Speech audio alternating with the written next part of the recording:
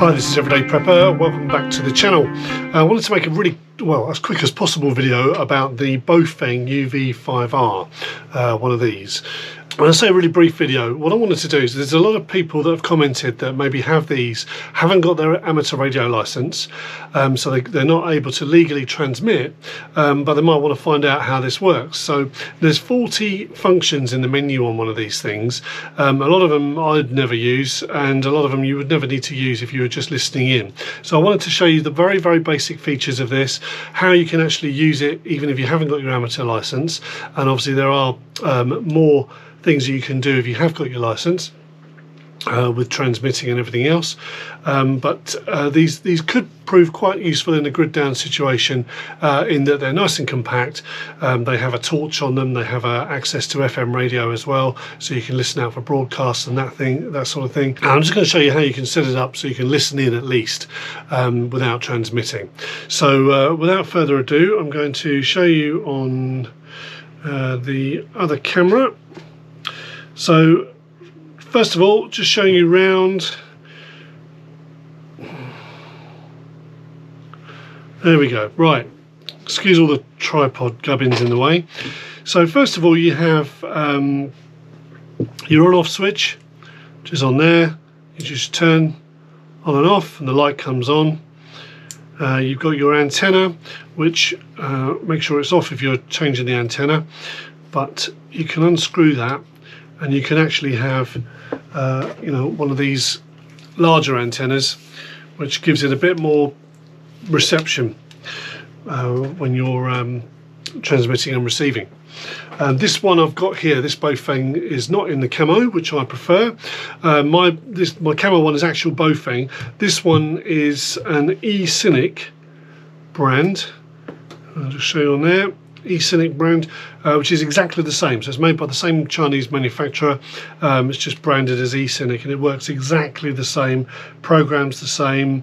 There's no difference that I've found on this one at all. So if you do come across eCynic, I've got some walkie-talkies by them. Works just in exactly the same way, even the programming and everything else if you wanted to do that later. So anyway, and all the antennas are interchangeable. So let's get the antenna back on. Right, so first of all, just show you the functionality of the radio as far as its extra functions are concerned. So you have, we turn it on. When you turn it on, you might get a load of beeps and everything else. I'm going to show you how to get rid of all of those in a second. Now, these switches on the side, the top one is for FM radio. So if you click that, I'm tuned into Radio 1. There you go, you've got FM radio. So in an emergency, channel BBC Radio 4 is the... Right, my stupid GoPro just switched itself off again. For some reason, I don't know what is going on with this damn thing. If it was within 30 days, I'd be sending this damn thing back. I can't wait to get a different camera. Anyway, I don't know how much of that you've got, but in the event of a national emergency, the government will transmit or broadcast on BBC Radio 4. So if you can find out the frequency for that, which near me is about, well, it's between 92.5 FM and 96.1 FM, I believe, or 103.5 and 104.9. It's between those frequencies, whichever area you're in. So you program this to that, and I'll show you how to do that. So what you do is you literally just press your FM radio. Right, so there it is, it's on the Radio 1. Let's get rid of that rubbish and put 103, 103. The point is already there, 0.5, and then 00. That would dial in 103.5. I don't know if you can see that properly on there. So that's how you would dial in your FM radio. The other button on here, this little black button down here, this is the transmit button, by the way. So unless you've got an amateur radio license, you shouldn't be transmitting on this on any frequency. And that's important to note, and I'll clarify that in a second. This button down here is for your torch. So press that button like that, and your torch comes on. Then if you press it again, it will flash. Press it again, it goes off. No, it doesn't. It goes off, yeah. Flash, and then off. There we go. So that's about as simple as that gets. Right. Now the other thing is the display. On the display on here, I don't know if you can see this properly, I'm hoping you can, there's two lines. There's always two lines, and there's a little arrow just next to that top one, right? So the AB button on here, all that does is moves that arrow up and down. So if I do that, there you go, it moves it down, moves it back up, and it just toggles. And all that means is, if you are transmitting, wherever the arrow is, you'll transmit on that frequency. So I've got here Dover port, which is a local port control. And then if I wanted to transmit to them, I would then go down to B, there we go, and then I could transmit, and that would transmit on that frequency to Dover port. If I was on that one, it would transmit on 430.887, whatever that is, I don't know what that is, random code. And then you can dial in either UHF or VHF on here. So that's a UHF frequency, 430, because it's within that range. If I wanted to put it onto, say, the calling channel, which is the general calling channel for VHF, I would dial in one. No, I wouldn't. I would press VFO. I'd press this orange button. So this is when you've got programmed names in. That's something that's a bit more advanced, because you need to plug a cable into here and then program via a bit of software called Chirp on your PC. Is the easiest way to do that. I think there is a way of programming names on the radio, but I haven't done it like that. I've done it using my PC. So if you want to get onto the raw channels, you would press this orange button here. And all that does is brings up the channels. There you go.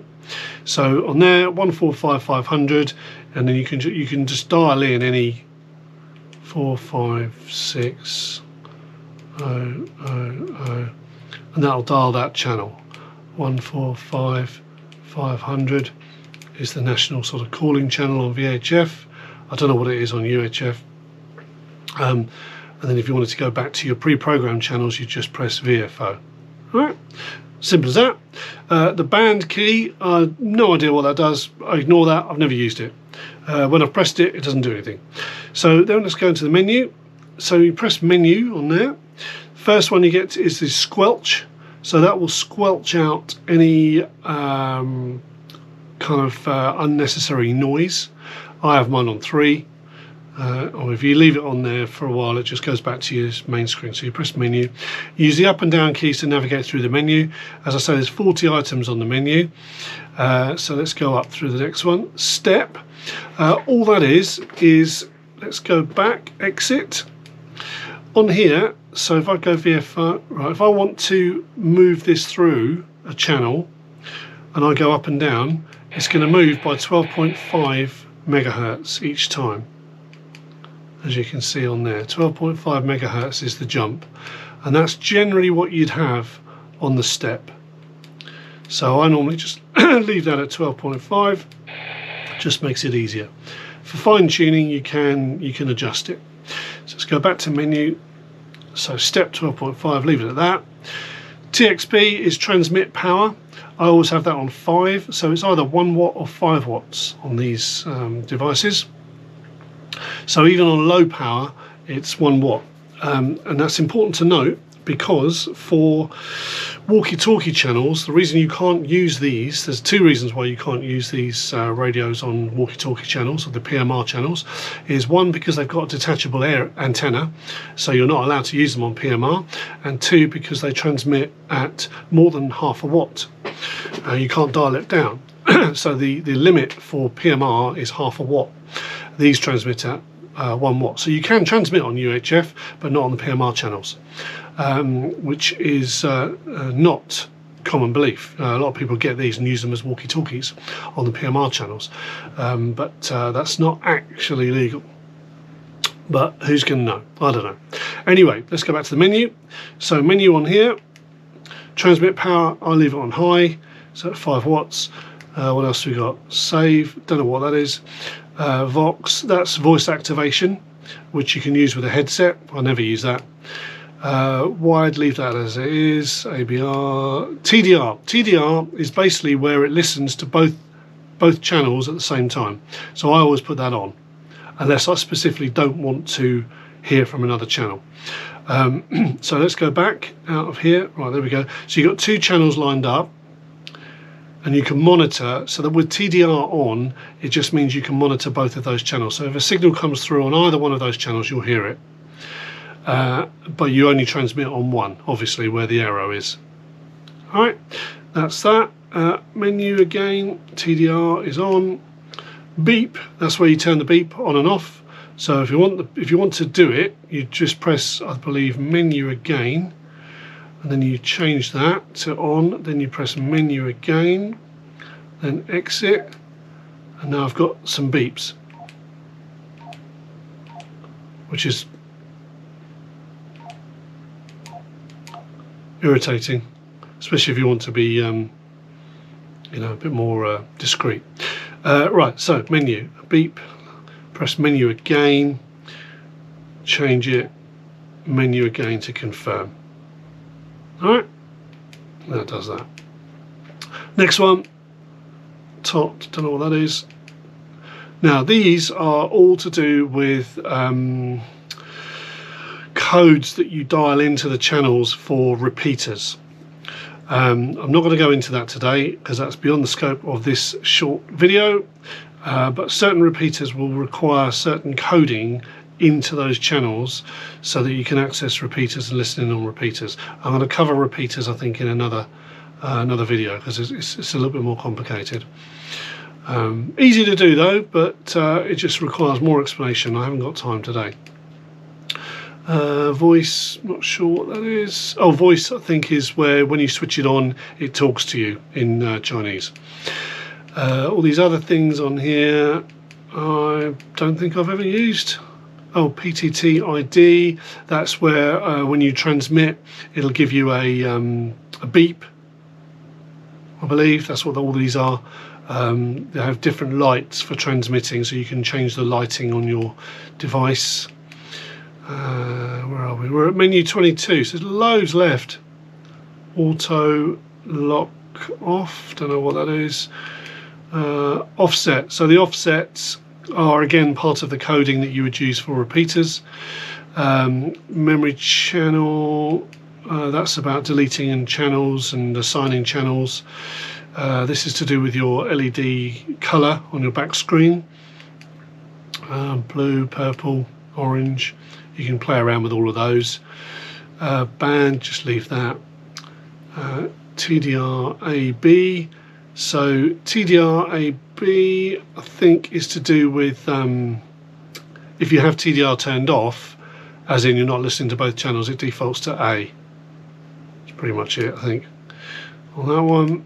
Then you've got I don't know what that is. Don't know what any of that is. I used to know. Oh, Roger, that's where when you, if you put that on, that will beep when you transmit. So as soon as you release the key, it has a beep. Right. Where are we now? 39, and then 40 has reset the whole device, and that's it. But other than that, there's not a great deal else that you would use. So if you were using the radio for the purposes of literally just listening in, using for an emergency, you want to turn it on.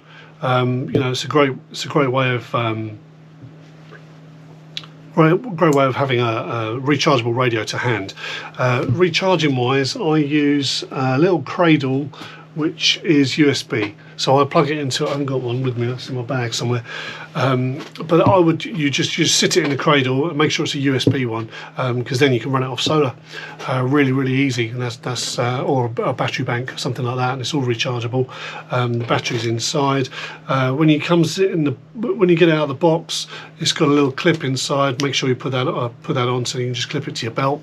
So when you're out and about, and these are quite firm. And that's pretty much really all you need to know for the very basic setup. So I'll probably will go into more detail. I know it's really rudimentary, but you don't really need to know a great deal more than that. I don't know a great deal more than that, apart from programming the names in, which I do through my software on the computer. I'm using a special cable that goes in there. You can also get little handsets, which like these ones, little handsets that will go in. So you can just have that on your belt, and you have this hooked onto your lapel or something like that. It just makes it a little bit easier. I use a headset with these, which comes with it, just a little earpiece, so you look a bit like those security guard people, or FBI, you know, CIA. Plug the earpiece in, and then it's got a little button to transmit, and I tend to use that just so you can hear stuff, especially when you're out and about. It cuts out all the ambient noise. So that's pretty much everything. I think I'll do another one later for to cover repeaters. If you want to have a look at the repeaters and look at the codes you need to dial in, then you want to download an app called Repeater Book. I think it's on both iPhone and Android. I use Android, and I've got it on my phone, and now you can find out the local repeaters in your area. And a repeater is just like a sort of a booster station, where a lot of radios connect to transmit a further distance. So you can listen in on the repeaters, and you'll see a lot of incoming traffic you'll hear a lot of incoming traffic on those. Anyway, I hope that's been useful for anyone who's got a baofeng and doesn't really know what to do with it. I know a lot of people have, and I'll see you on the next one. Cheers.